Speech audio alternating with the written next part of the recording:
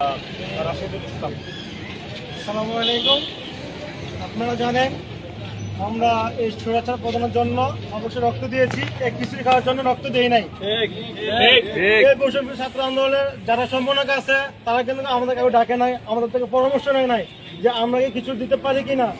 এবং এখানে একটা আয়োজন ছিল নকশিদিন আসান চিন্তা ভাবনা করেছিল তারা এখানে, সেটা অবশ্য হয় নাই। তারা সম্মানক যারা আছে তারা আমাকে প্রথম থেকে সেট করে ফেলেছে। 11 জুলাই যখন আন্দোলন হয় সর্বপ্রথম বাংলাদেশে আমি প্রথম বুক করতে দিয়েছিলাম পুলিশকে গুলি করার জন্য, পুরো বাংলাদেশে। এটা অবশ্য আপনারা অনেক ভিডিও দেখেছেন। কিন্তু আমি মনে করি যদি ওই দিন আমি শহীদ হইতাম তাহলে আজকে মনে আমার বুকের উপর আমার রক্তের উপর পাড়া দিয়ে তারা আজকে এই আয়োজন করতো। আমি 15 আগস্টে যখন স্বাধীনতা হওয়ার পর 15 আগস্টে যখন আপনার হচ্ছে কান্দিরপুরে একটা আয়োজন করা হয়, ওইখানে যখন আমি স্টেজে যাই, এই সম্মানক যারা এখন বর্তমানে তারা আমাকে বের করে দিয়েছিল, বলছিল আপনি কোনো আন্দোলনে যান নাই। কিন্তু আমি বুক করতে দিয়েছিলাম এই পুরো বাংলাদেশের ভিতরে, বলছে আমি কোনো আন্দোলন করি নাই।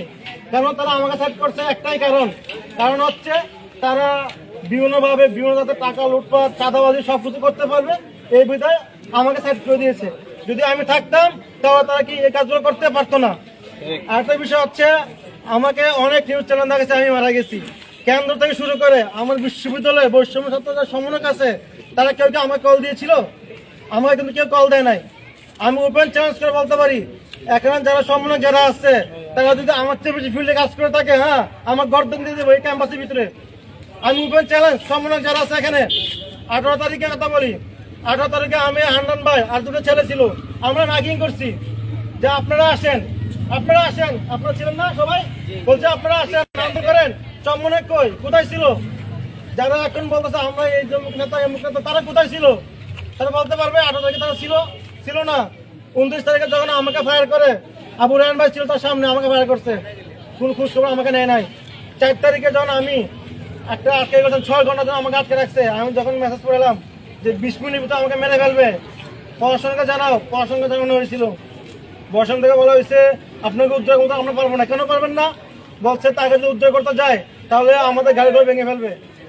কতটা ভয় দেখাইছিল, তার মানে কি আমার থেকে পড়াশোনার গাড়িগুলো সবচেয়ে ভালো ছিল, দামি। আমি ছিলাম না ওইখানে, তার মানে হচ্ছে গাড়িগুলো ছিল মানুষ, আমি ছিলাম একটা যানবাহন। কারণ আমাকে উদ্ধার করার জন্য একটা গাড়ি পাঠাতে পারবে না, সে গাড়িটা ভেঙে ফেলবে। এমনকি এখন পর্যন্ত যারা সম্মানে যারা ওপেন চ্যালেঞ্জ বললাম, যদি কোনো সম্মানে বলতে পারে যে হ্যাঁ রাশেদের সাথে ফোনে কথা হয়েছে বা রাশেদের খোঁজ খবর নেওয়া হয়েছে আমরা, তাহলে আমি গর্দন নিয়ে আমি একবার বললাম। ইভেন কি তারা আমাকে জিজ্ঞেস শুরু করে না যে ভাই আপনার কোনো সমস্যা আছে কিনা, বা আপনার বাসায় হামলা করতেছে, আপনার পুরুষে দৌড়াচ্ছে, হ্যাঁ আপনার কি অবস্থা আছে। অথচ সম্মানক যারা ছিল তারা বিভিন্ন প্রেসিডেন্ট সরকার যারা আছে তাদের বাসায় ছিল। জানাতুল ইভা কথাটা আমি বলি, সে একটা মেয়ে মানুষ, সে আমার অনেক জুনিয়র হবে ম্যাক্সিমাম। তো সে এত টাকা একটা বাজেট দিচ্ছে, আর কেন্দ্র থেকে যে ছিল তরিকুল ইসলাম, হ্যাঁ সম্মানক কেন্দ্র ভাই, আমি তাকে বলতে পারছি সে 2.5 লক্ষ টাকা বলতে বাজেট একটা নাকি দিয়ে দিয়েছিল। আমি একটা বুঝ দেখলাম, সে বলতেছে এর টাকা খবর আমি জানি না।